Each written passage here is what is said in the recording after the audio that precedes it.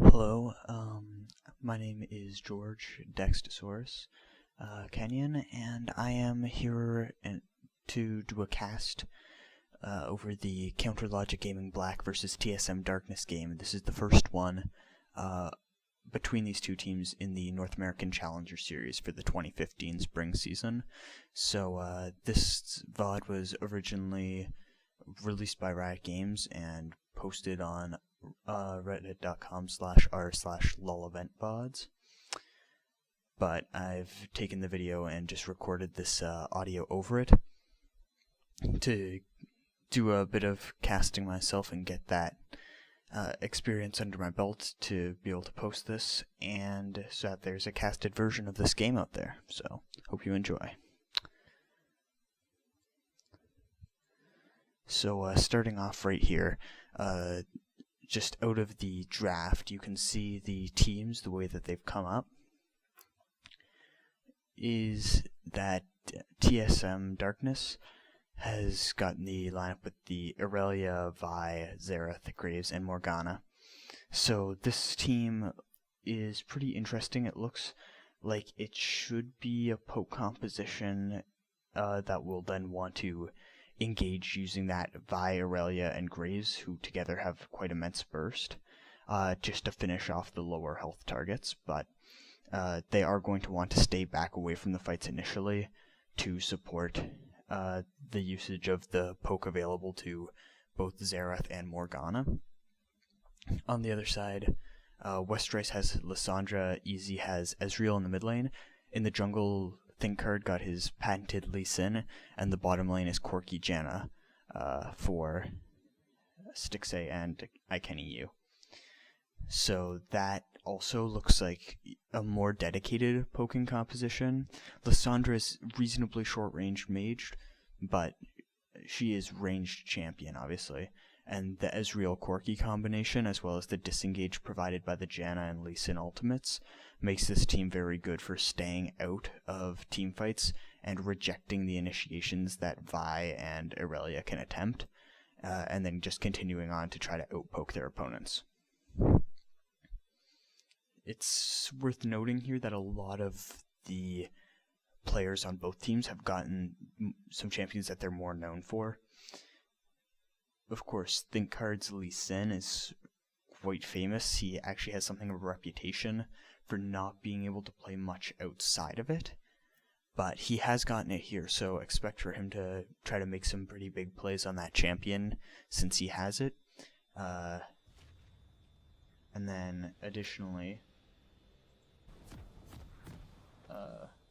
Teaser, I think, is the name that the former Big Old Ron has taken on for himself. Yes, it is Teaser.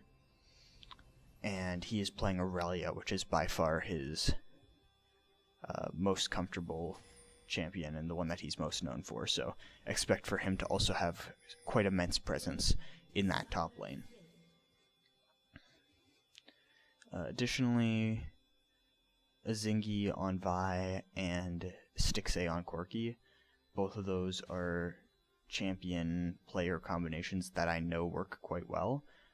Other ones, I don't know how good Westrice is at Lissandra, things like this. These players might be good at these champions, but if they are, I haven't seen them play it. Here, Westrice is pressuring out Teaser, getting some vision down there at the top lane tri-brush. So that definitely allows for this early red invade to go down more easily, and they aren't going to really try to pressure Azingi off that. Just going to get some deep vision in there around the Krugs, and going to leave it at that and move back towards their own blue on the side of Counter Logic Gaming Black. Azingi has moved around here. It looks like he's going to be starting his blue buff as well. So mirrored starts from these junglers, and it looks like it is also going to be normal lanes, 2v2 bottom, 1v1 top. So all in all, quite standard starts for both of these teams.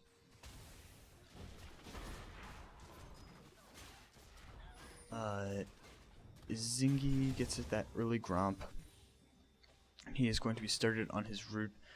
Obviously going to be getting a bit of a quicker start than ThinkCard on the other side, due to getting the leash from the duo lane, and a more extensive one at that than ThinkCard got from Lysandra, but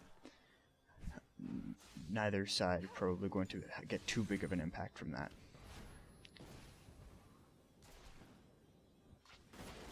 Very good pressure to start out right away from this bottom lane of CLB, putting down a lot of damage, especially from Stixxay. It will be interesting to see. Jackstar is reasonably new to this level of play.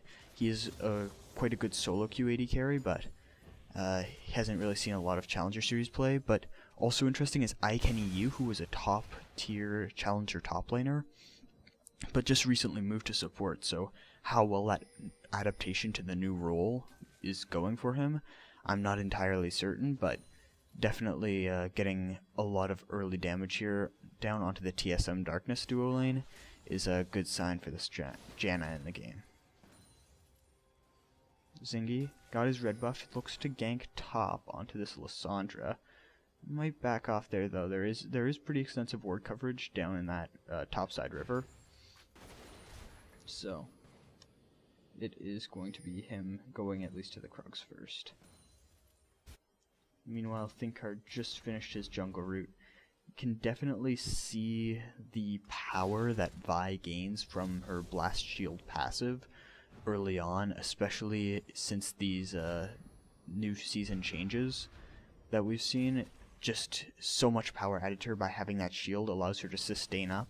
So ThinkCard had to back as soon as he finished red, and still was just going back at the same time as Vi, who got to do full Krugs as well as threaten a top lane gank first.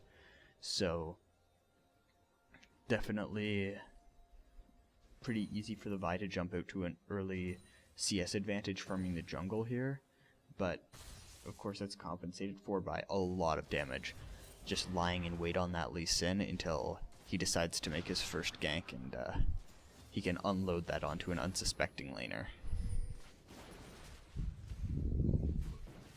Jackstar is really eating a lot of poke here from Stixxay. Stixxay is doing a very good job of just aiming that Q right on the center of Jackstar and making sure that there's no way to walk out of it, that Jackstar has to burn his quick draw to get away, or else eat the full damage of the Q auto attack combination that is so powerful out of Corki at these early levels. In the middle lane, Xerath is pushing in. He naturally does that just because he uses a lot of area of effect abilities to farm. Ooh, and there is a ThinkCard coming out of the bush, but Teaser will flash away from that fight. Live to fight another day. Dive might come down the top lane. No, ThinkCard just gonna step away from that one. Obviously, very risky to dive in Aurelia with that that stun at early levels, and neither Westriced or ThinkCard are capable of eating a lot of turret damage at this point. Mid lane gank also being threatened there by ThinkCard. He's going to go back and clear the pink ward, I think. Up there, yes he will. In that mid lane matchup, yeah, Easy now establishing a pretty firm CS lead, but nonetheless Arc Second still pushes out that lane because of his greater reliance on area of effect abilities for farming rather than the single target Q that Ezreal wields and just otherwise uses the auto attacks. But quite good work by Easy to rack up that CS advantage early on in what should be a fairly neutral, even Xerath favoring matchup. Shows the strength of him, both just as a player and on this Ezreal in particular. Good play there by Indivisible, also burning the last of his mana to stop the CLB bot lane from getting back in good time. Second respawn on the blue buff should be coming up soon, but in the meantime, Teaser is going on to Westrace, puts down the ultimate onto him, and that is going to be Westrace getting out with very little health left of just about 100 HP. So Teaser definitely doing the number we expected him to do on this Aurelia, winning this matchup too, 15 CS right now. So this is quite good for him, especially considering he had to burn the flash off of that early Think card gank. Now it looks like there might be a collision course in the jungle. A Zingy coming down, but he is going to walk over a ward, so of course CLB will be completely aware of what's happening there.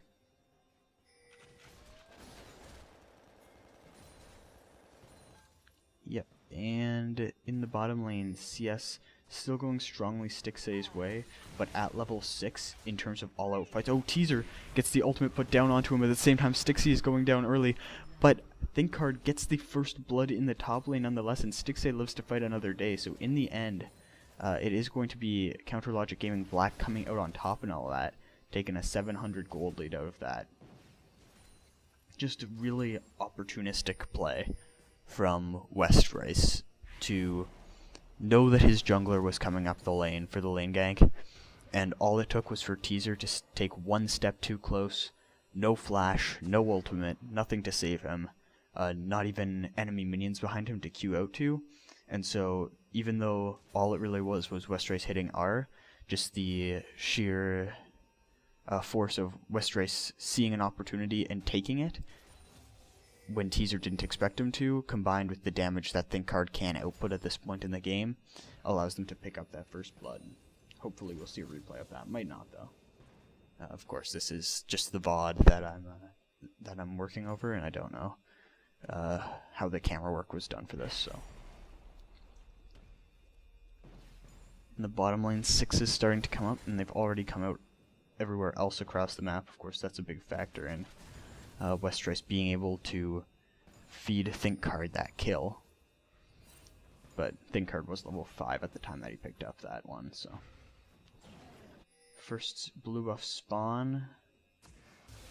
That will be a Zingy turning it over to Arc second. I think Easy may not have received the blue buff, but I could also be wrong about that one. Right now, though, it looks like his mana is regenerating quite slowly, and I didn't see him go to get that.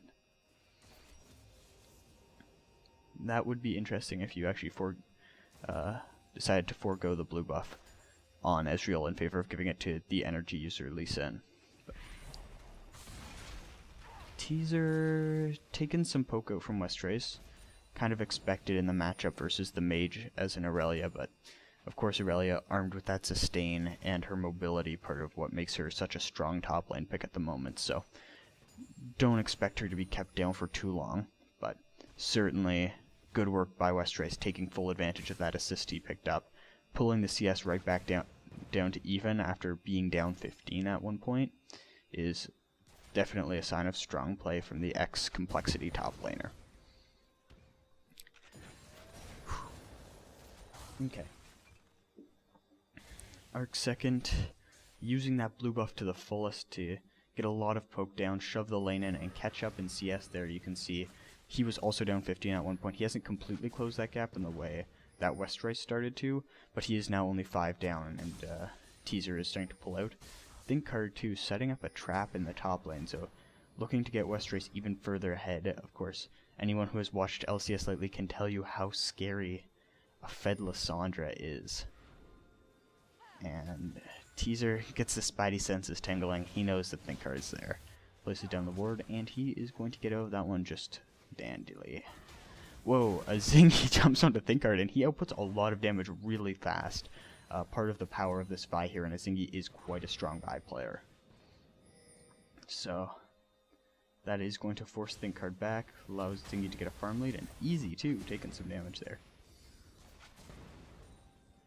You can see now Kenny and Stixxay trying to use Stixxay's ultimate and Kenny's shield to get shorter long-range trades to work out. And whoa, Westrace and Taser going all out here. And in the bottom lane as well, this is going to be Jackstar and Stixxay fighting it out. But it looks like in both lanes, the people are going to back off, and nothing too big is going to come of it unless Westrace wants to actually re-engage this fight, but that would be very unwise. But yeah, there you can see Jackstar took a lot of damage, but at the same time, Stixxay and Kenny backed out, because the trick with this bottom lane is the CounterLogic Gaming Black bottom lane has to stay somewhat removed from these fights, has to keep them at a longer range and keep them for a shorter duration, because otherwise the sheer burst damage of the Graves, the more impactful ultimate of both the Graves and the Morgana in the up-close and personal fights, and the long duration and damage over time that the Morgana provides, is actually going to outwork just the one-time disengage, the one-time effect that Janna wields. And Teaser goes down.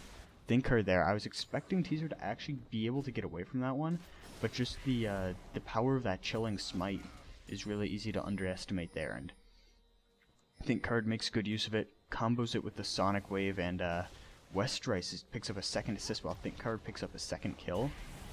So that top lane is really becoming a catalyst for the success of CounterLogic Gaming Black, while it looks like Teaser was just kind of a human sacrifice there as far as TSM Darkness was concerned, as they used that as an opportunity to pick up Dragon, and that will give them something of a statistical edge even as they lose out in gold based off of those kills and that turret.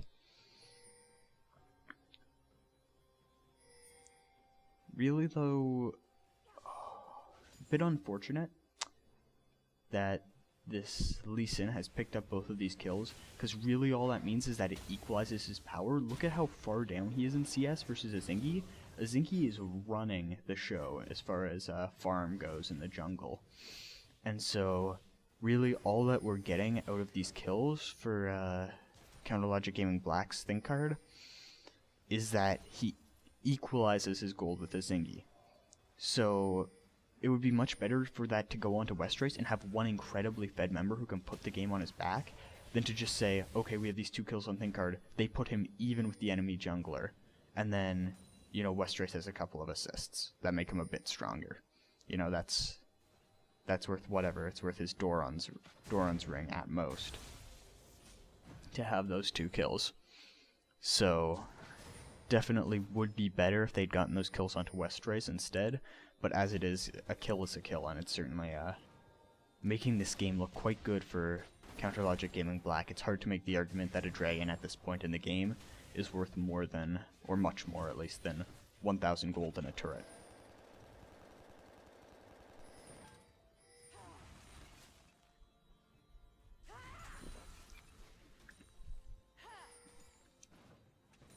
In the top lane though, in the bottom lane and the top lane, you can see the 2 largest CS discrepancies besides, of course, the Thinkcard, which we already touched on.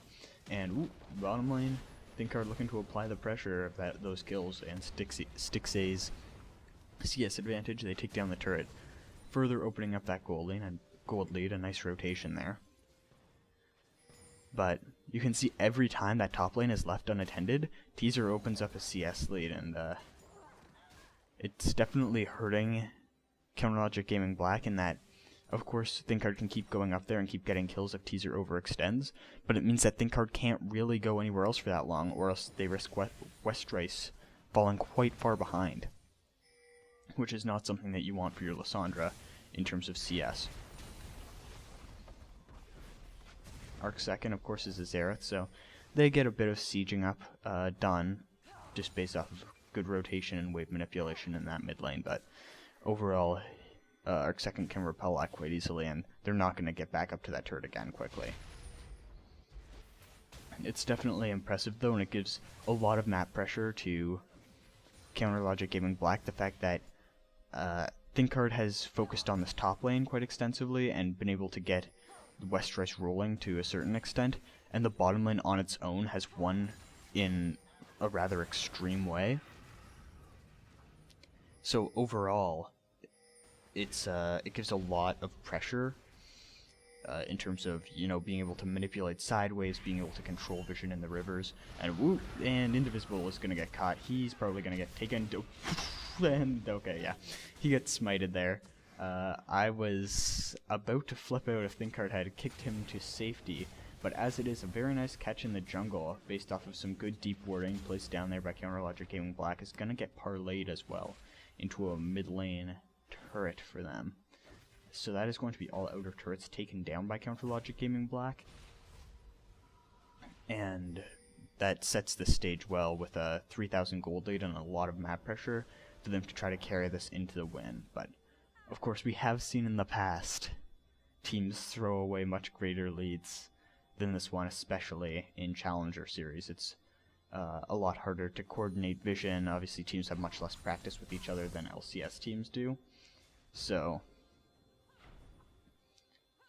it's certainly not locked up yet in any sense of the word, but it does give a significant advantage to Counter Logic Gaming Black. It might also be worth talking about scaling at this point, to just look at if this game does get stretched out, if it kind of comes to an impasse at some point. ArcSecond can say repel a siege, but Counter Logic Gaming Black doesn't have any other way into the base, something to that effect. Indivisible is going to get caught again. The smite is going to come down, but ThinkHard is going to get held down by that Q for quite a long time. Jackstar coming around the side, but ooh, a very nice black shield blocks out that kick, and the Ezreal ultimate coming around, but it's not going to hit Indivisible. Indivisible actually survives, and ThinkHard gets taken down. He had a killing spree, so that's going to be a shutdown bonus for Teaser, getting him instantly back into the game that ThinkHard had taken him out of, and Indivisible is saved by his own incredibly clever black shield there to repel the flash kick of ThinkHard.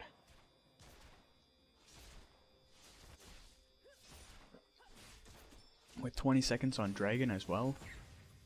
Oh, Kenny gets caught out. Very brazen move there to walk right out into the river with 10 seconds until Dragon against a completely visionless area. And yeah, with those two picks, one on the jungler who carries the smite and one on the support who carries the vision, this is going to mean a lot of vision control around Dragon and possibly even the Dragon itself for solo mid darkness. However, they do have the option to push up middle if they want to for Counter Logic Gaming Black, but it doesn't look like they do want to. ThinkHard goes in, he gets the smite, there's the steal.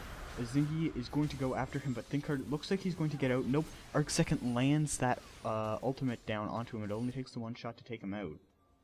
Mid is pushed to the turret for Team Solo Mid Darkness, so they're going to have to push that one back out.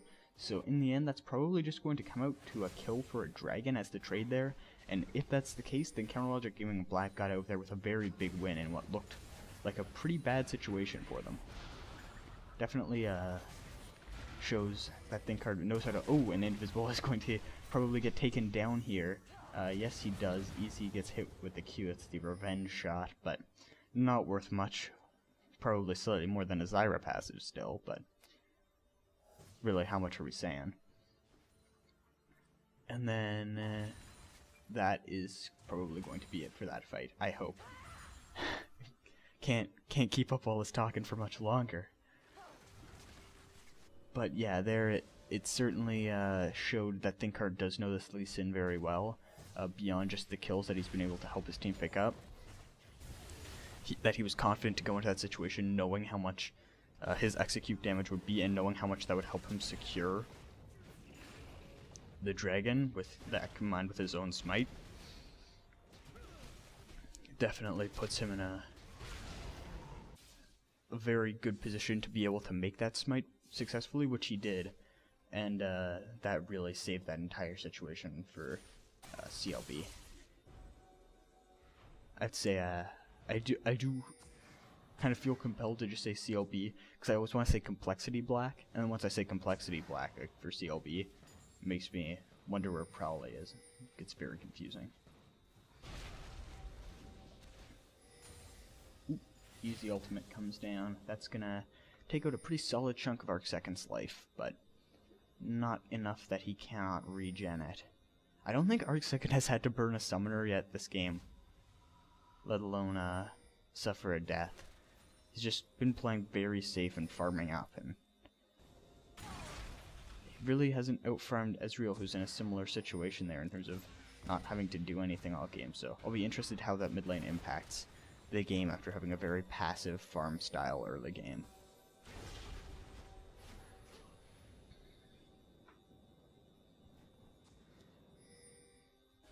Baron is now up, but there isn't much to be done about it. The vision surrounding the area is too strong from both teams for either one to actually make a decisive move towards the area. There is the attempt there to pick up some kind of leverage by getting Scuttle Crab, but really probably just going to be for the Speed Shrine.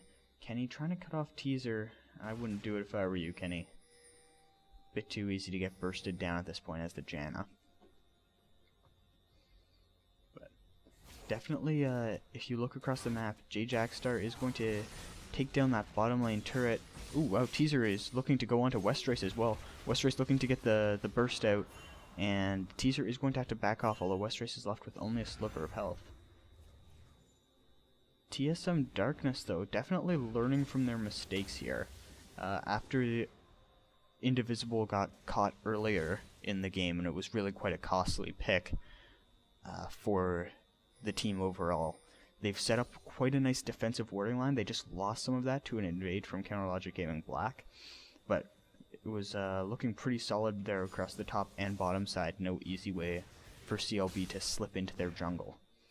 Thinkard is going to get stunned up here. Kenny is on his way, but so is Indivisible, and I don't think that Counterlogic Gaming Black really wants to fight this one.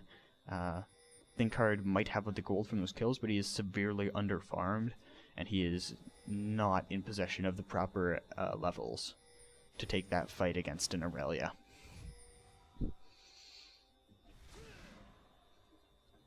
"70 CS developed in the bottom lane, but the Infinity Edge as well as the Shiv finished on the Graves means that in spite of his deficiencies as far as farming, Jackstar is still going to have the basic tools he needs to deal a lot of damage in team fights. And he certainly did give his team a hand there, picking up the global gold of the bottom lane turret, which he had been chipping away at for a while. Indivisible seems to be putting a lot of focus on warding this top side of the jungle. Leaves a lot of this warding in the bottom side, I feel, to his teammates, Arcsecond and Azingi. But I think Indivisible is liking to stay in the top side because it's allowed him to this point in the game to help defend that Aurelia who is getting camped. So he's been working out up there and making sure that he can be of assistance whenever possible. Stixxay is going to get stunned by Teaser, but Stixxay is extremely strong right now, has a lot of gold on him in spite of having no kills and no assists. So Teaser is going to have to back out of that one with a bit of damage taken.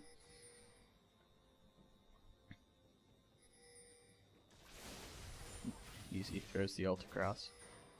Seems to pretty much like to use that one on cooldown, just to throw down damage onto whoever he can see at the time. But it could mean that's down for a very, very big fight. And if Counterlogic Gaming Black actually decides to engage this one at Dragon, which could be costly. Westrace is in the top lane here, so if this Dragon Dance continues much longer, he will come up to the top lane turret.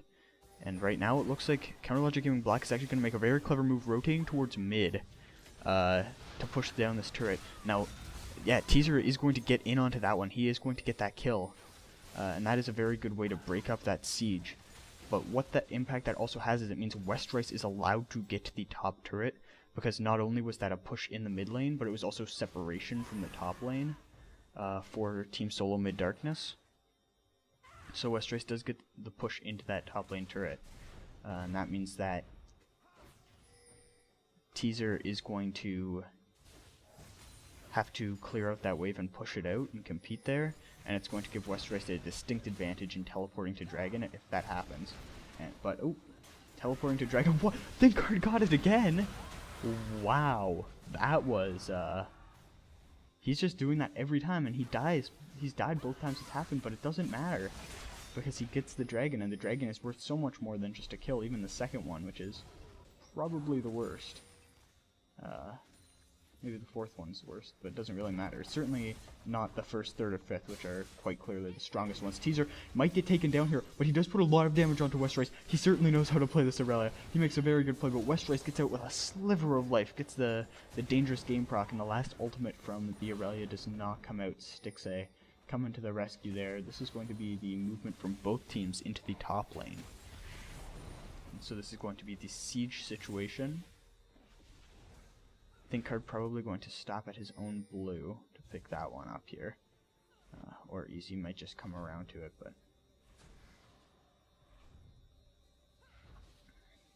Bottom lane pushing in favor of Team SoloMid Darkness, so Westrace is going to go clean that one up. He'll have his TP at his disposal at all points here. Oh, no, he actually burned it. Wow. That was... How did I miss that? Because that was actually quite a while ago, so... I guess he must have used it to actually move up to the top lane?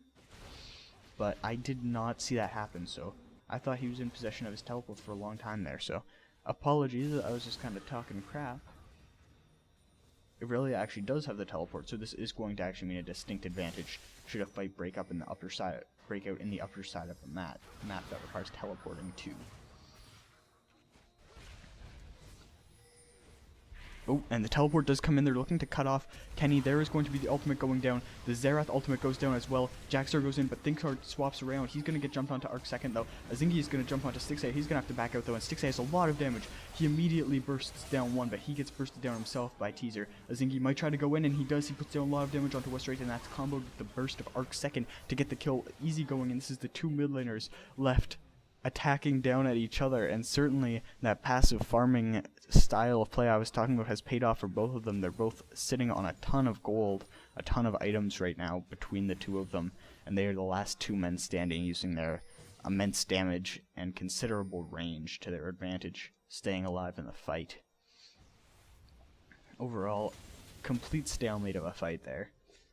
Team SoloMid Darkness took the initiative to engage it, and in the end it came out to kind of a stalemate. But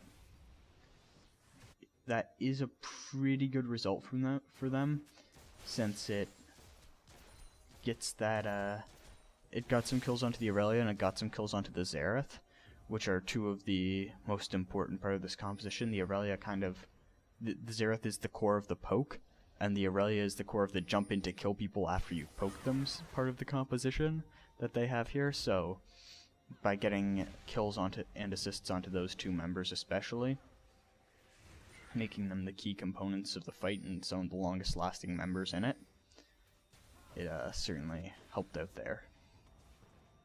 2 pink wards in that bush for Counterlogic Gaming Black. Not a huge deal. Waste of 100 gold, which I mean it's never nice, but not the biggest deal, just a bit embarrassing. Wanted to make sure everyone saw that one. Can't get away with that kind of stuff. NA Challenger Series is serious business now, guys. Indivisible trying to pull off the old elimination trick there, using the Baron to kill the enemy. And certainly Counterlogic Gaming Black seems to want to set up a trap here, but Arc second has an eye for the predictions, knowing where people are even when he can't see them. So, gets good poke out even with a bit of a lack of ward control. The next major objective to spawn will be Dragon, but in that time it looks like bottom lane is going to push in favor of Counterlogic Gaming Black, and it looks like top lane is going to push in favor of Team SoloMid Darkness, and Baron is going to be threatened the whole time. So a lot to happen in that minute, and it looks to be in a state where it's all kind of going to come to a peak as that dragon is starting to, as it moves closer and closer to the spawning of that dragon.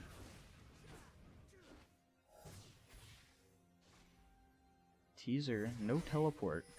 Westrace does have teleport, so this is going to be, well, I guess it's a kind of interesting move, but it's just going to be the immediate pushing out of the lane, I guess, to try to force Westrace to, or someone to move up there right before Dragon spawns. Westrace, though, going to answer by pushing out this bottom lane. Got to make sure he doesn't get caught, but just wants to push it out, apply some more sideline pressure before this Dragon spawns. Definitely pushing Team SoloMid Darkness out of their own jungle some, and getting more map pressure by doing that. wards getting plopped down in the blue buff area of TSD, and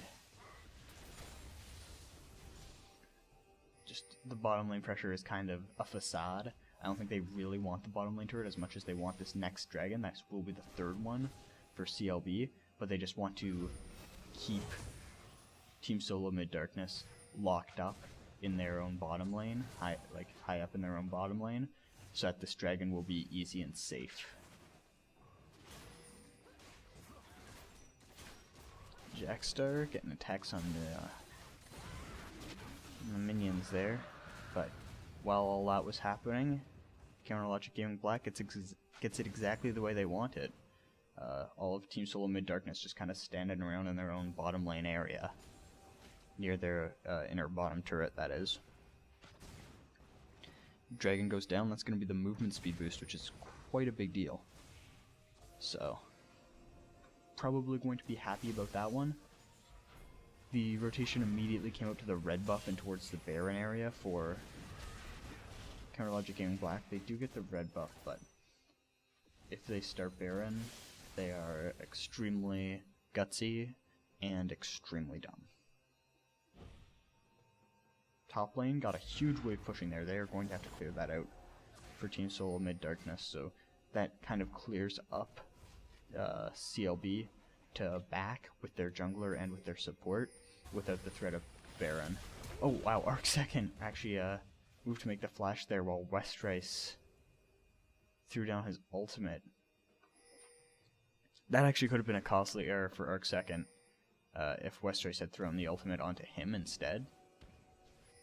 I think Westrice was expecting to use that ultimate to dodge the ArcSecond stun, but as it was, ArcSecond actually cancelled his stun with his flash, and so he stunned to the side in a place where it wouldn't have hit Westrice. So if Westrice had used his ultimate rather on ArcSecond instead of himself, ArcSecond might have actually died there.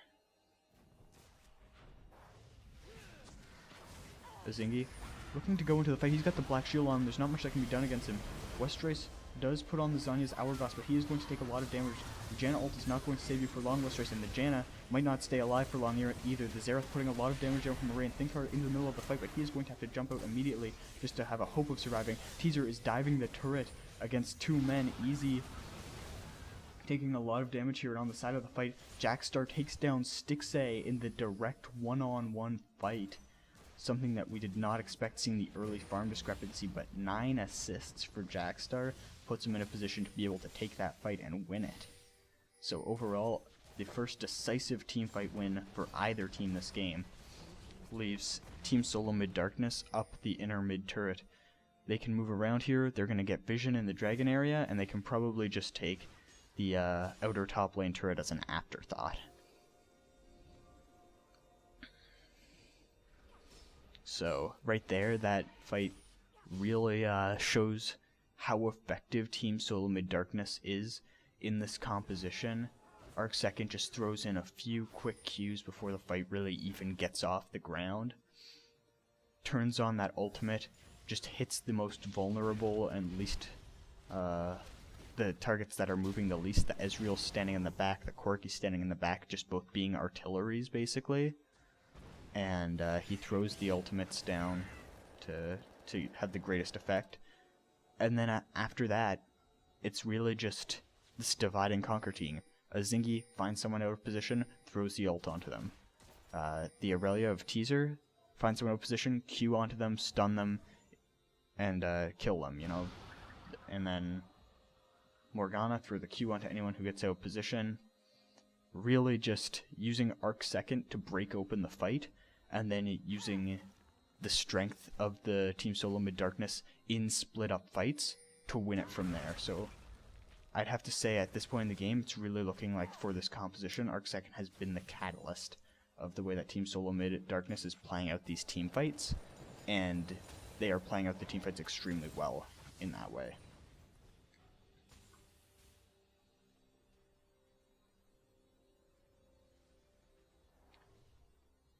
In the top lane, the Aurelia is still pushing out, still looking for that outer turret. It's the last one on the map. She has yet to take. And so definitely gonna have to be chipped away at there. Will just be taken down very rapidly by her, of course, with the now 3 completed items plus finished boots. It's quite a lot of power for her there, especially for bruisers. Generally, your first 3 items, you're going to have 1 offensive item, 1 armor item, and 1 magic resist item, and that is the case for this Aurelia here, which basically gives her a very diverse, I guess, set of powers to survive different types of attacks and deal out different types of attacks. There's a lot of damage going on here. Zingy jumps into the fight. Thinkard is staying in the back just trying to take down the Baron. Easy is kiting away from this one. Jackstar gets the ult put down onto him from Westrice. Stixay is just kiting away, but Teaser does so much damage. Westrice takes a lot of damage from Zingy as well. Teaser is not going to get the finish on Stixay, and Stixay is actually going to take down Morgana at the end of that fight. Overall, it is going to be a 2 for 3 though. So Team SoloMid Darkness coming out on top. Is Thinkard going to get found? He just has to try to jump out of this one. No hope for him though. It's going to be the slow coming out from Aurelia. The smite is not going to stop that. And this could be a turn onto Dragon. Or Baron, sorry. For Team SoloMid Darkness. And Dragon will be coming off immediately after. So expect to see Counterlogic Gaming Black probably attempt to trade this? No. Not a particularly clever move. They just try to immediately get back to Baron and attempt to steal, but they don't even have their jungler, so there's not much percentage in it. And now Team SoloMid Darkness bottom lane duo is going to be able to get to that dragon and defend it properly before Counterlogic Gaming Black can take it. So overall, I'd say a miscalculation with the resources that Counterlogic Gaming Black had to not take that dragon, but overall, ICanEU just going to get taken down again here. The dragon looks to be in the control, but we've seen this happen twice before. Yeah, they're going to ward over the back there. They know what's happening. And ooh, a very close call from Easy, but in the end, Zingy does get the smite down to save the day on that dragon. So, looks right now like Team SoloMid Darkness has put themselves firmly in the power seat. Baron up. They finally got their first dragon. That was their first dragon. And of course, the first dragon at this point in the game to pick it up gives you such a huge power spike, given that Team SoloMid Darkness was already winning team fights. Now that they have the first dragon buff onto them and Baron, it's putting them in a pretty strong looking position to keep going with these pushes and be able to eventually close out the game in their favor after what looked like an extremely advantageous start for Counterlogic Gaming Black.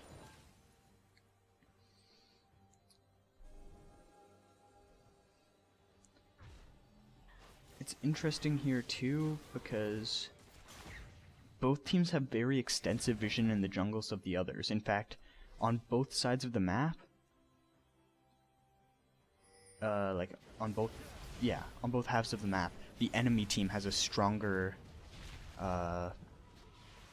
vision control in that side of the jungle, than the team that actually owns it. So you can see on the red side of the map, there's more blue wards that are just now getting cleared out. On the blue side of the map, there's a lot more red wards. So definitely showing how much these teams, how individually focused first they are. Like, there's not a whole lot of team fighting champions between these two teams. And also just how offensively they've been playing and how gutsy they've been with going into each other's jungles and just trying to get information and make plays happen. Immediately you can see how fast with the Baron buff, with the Graves and the Aurelia as well, these turrets just melt. And this is a 2 cannon minion wave up here in the top, so you can see just how much damage they put down here. Jackstar, Baron buff actually just wore off there, so Jackstar not going to be able to move in there. Westrice goes down in 2 shots to Arc Second. Arc Second is 606. He is fed.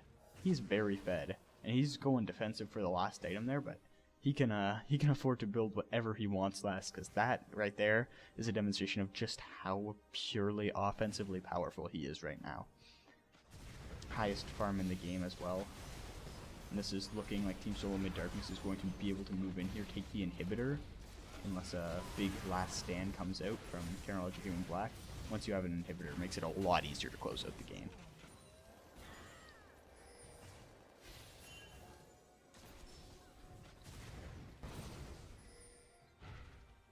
Sorry, just getting a drink there.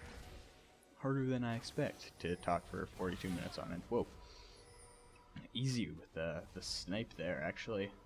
You can see now across the map, the blue wards have not gotten refreshed while the red ones have. So, Kenyon Gaming Black is pushing up the mid lane for this inner mid turret, it looks like.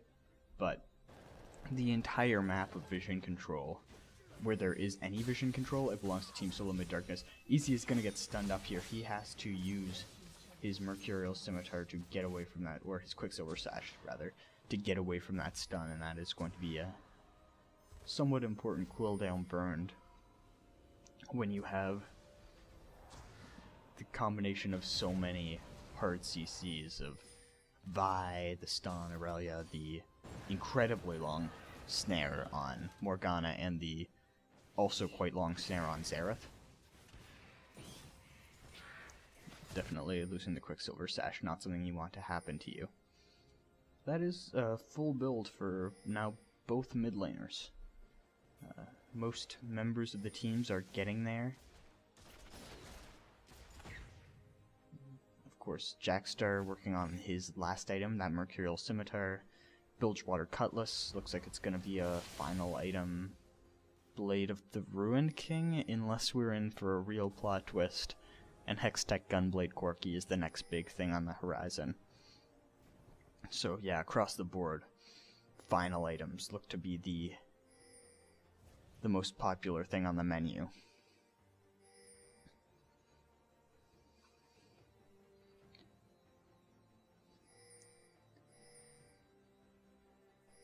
Definitely an interesting build here for this Corki. Overall, 30% critical strike, and neither item that you can build out of a Bilgewater Cutlass grants you critical strike, so quite unusual for an AD carry, even an caster AD carry, to finish with that low critical strike, especially considering Easy as well is going with only the Trinity Force as the critical strike item in his final build. It means that between them they still have less than 50% critical strike chance in a double AD composition. Westrice, he burns the heal on that one out of Easy, it looks like. They saw just how devastating Arc Second's damage could be when you didn't expect it earlier. Super Minions pushing out of top lane is going to make the siege on mid much, much easier. They shouldn't be able to finish this on this wave. The threat is just going to be too big. But, oh wow, Westrice came in from the side. Arc Second does throw down the Zhonya's, but Indivisible does get destroyed. All the kiting away from the fight is happening. Stixxay is dealing a lot of damage, but he's going to get jumped on there by Azingi. He takes a ton of damage out of Jackstar. Jackstar is doing so much damage in this entire fight. Easy takes a lot of damage. He's not even going to be able to take out Teaser, and Jackstar just needs to get the last attack down, and he does it. That is going to be the complete ace for the cost of only Indivisible. The damage, the aggro juggling between the members of Counterlogic Gaming Black that Team SoloMid Darkness just carried out to stay all alive at very low health while Jackstar remained untouched in the fight, demonstrating very good teamfighting prowess, and that is going to allow them to close out the game. GG, 46 minute win for Team SoloMid Darkness in the amateur version of the classic matchup.